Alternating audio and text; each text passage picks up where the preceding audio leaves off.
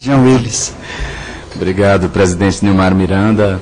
Parabéns a todos os comunicadores dessa mesa.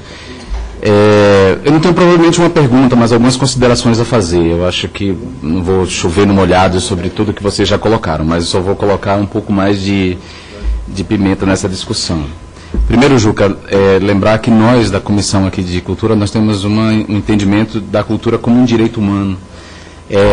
E a cultura também não só como um direito humano, mas como promotora, digamos assim, dos direitos humanos de maneira geral e daquilo que a gente pode chamar de vida com pensamento. Quer dizer, uma expressão é minha, mas da filósofa Hannah Arendt. E nós criamos, no âmbito dessa Comissão de Cultura, uma subcomissão de Cultura e Direitos Humanos, para relacionar as duas questões.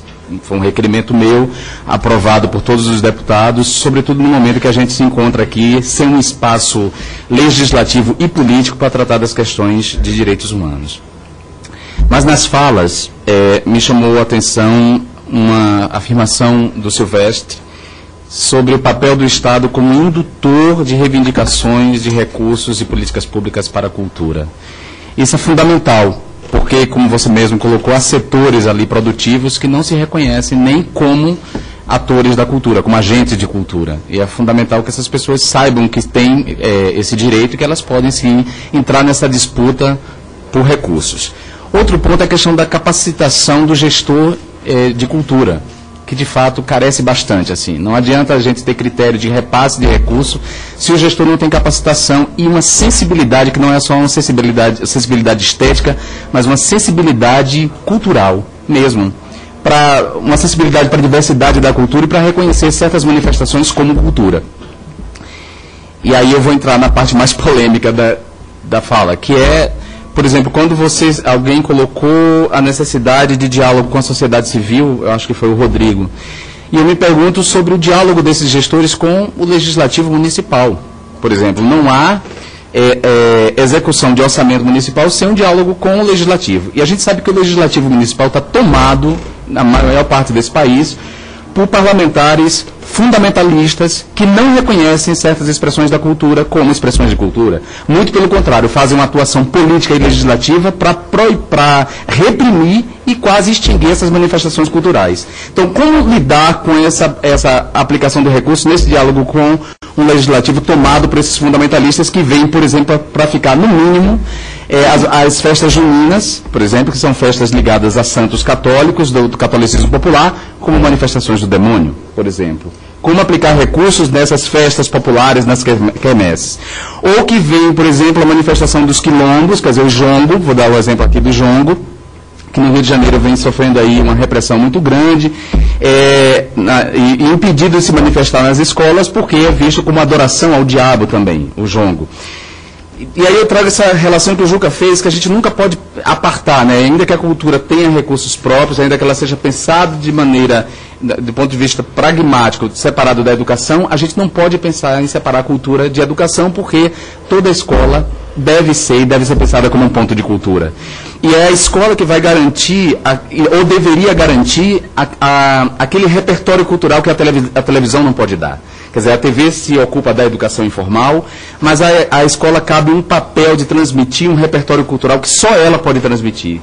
Só ela pode favorecer essa vida com pensamento, só ela pode trazer o que a gente pode chamar de saberes dos povos para as antigas gerações. Então, esse é um desafio colocado aí para o Fórum Nacional, quer dizer, estabelecer esse diálogo com o Legislativo Municipal e para os gestores de cultura de maneira geral. Né, dessa qualificação, dessa sensibilidade. Não é qualquer um que pode ser alçado ao papel de gestor da cultura. 80% do dinheiro que o governo federal tem para aplicar em cultura é Lei Rouanet, e através de um mecanismo altamente concentrador, onde o financiamento não reflete importância cultural, mas reflete a possibilidade de retorno de imagem.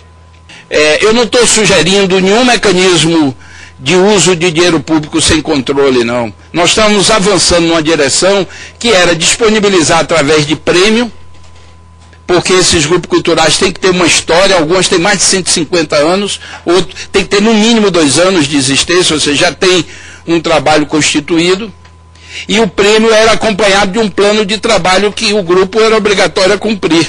Agora, se você joga em convênio, e no 8666 nessa lei complexa aí, você está dizendo que não quer se relacionar, quer voltar à realidade passada. Então, eu acho que houve um retrocesso, é preciso valorizar a experiência, é preciso assumir que é parte da construção da democratização cultural do Brasil e da construção de cidadania cultural no Brasil. O Brasil sempre foi conhecido no mundo inteiro por sua generosidade, pela convivência, pelo trânsito e fluxo de conhecimentos e de signo entre as diversas matrizes culturais. Nós estamos construindo uma fissura.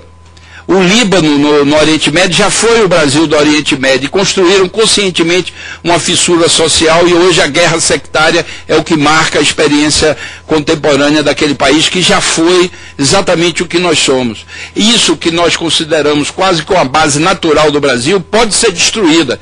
E eu acho que temos que ter uma posição clara, contrária a qualquer construção de discriminação, de intolerância, de rejeição ao outro. Demonizar qualquer manifestação cultural, seja da matriz africana, seja do que for, é um crime. A Constituição prevê punição para isso.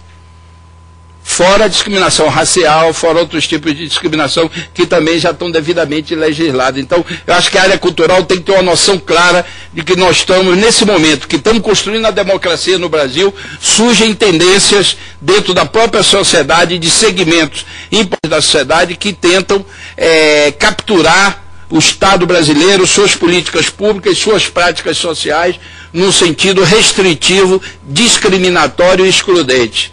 Isso é absolutamente contraditório com o momento que a gente está vivendo, e é necessário ter lucidez de que é preciso construir os mecanismos sociais para interromper esse processo, porque na Bahia, por exemplo, por incrível que pareça, já teve segmentos religiosos na porta de Candomblé jogando sal, e a mãe de santo teve um infarto, exatamente pelo desrespeito que ela estava passando naquele momento, e aquele momento não era um problema que interessava apenas aos seguidores daquela religião, mas é um problema fundamental da sociedade brasileira. Uma vez, quando eu era ministro, eu recebi a visita do embaixador da Bélgica com a mulher que corresponde à ministra da Cultura da Bélgica. E ela disse, o principal evento cultural da Bélgica, que é o terceiro maior evento cultural da Europa, terá o Brasil como país homenageado, e a gente queria que o Ministério da Cultura investisse.